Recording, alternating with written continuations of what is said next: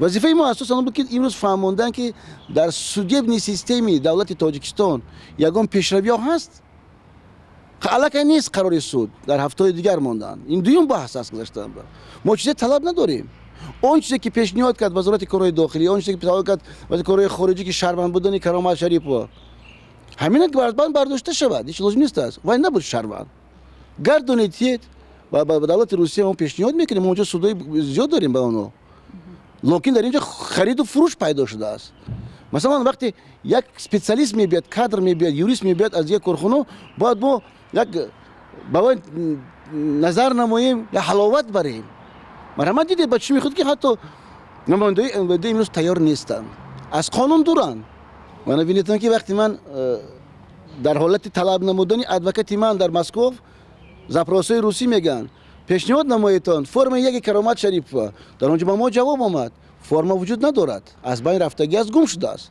امروز فرم یک پیدا شد، کرامت شریف شهروندی ندارد. من نه شهروندی دارم، نه اویله من دارم، نه نبیره من دارم، نه کودک من دارم.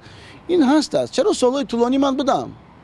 چرا نآوردن؟ سال 2011 حکومت تاجیکستان را پیش گرفت. بیا رویتون ما دولت شما این 30 میلی دو کردید، بیاد به نزد ملت آمدیم، یاردم کردیم، گذاشتیم با گس روغن رفتیم.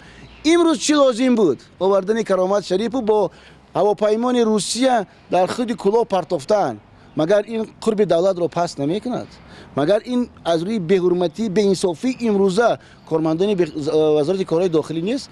انتظار میشویم لکن در هر کدام حالتی باشد چی برده نشود. من دولت رو میگیرم، هم که باخت یا که برد میگم ما برای من فرقیت هم نداره. چون که در حالتی گفتن که من شهروند تاجیکستانم، تاجیکستان از خود استقلالیت خود باید داد. چون که با یک چی گفت بزنیم، یک ضربه‌ای بیرونه ترساندن از روسیه تاجیکستان گفت اینو امضا کن.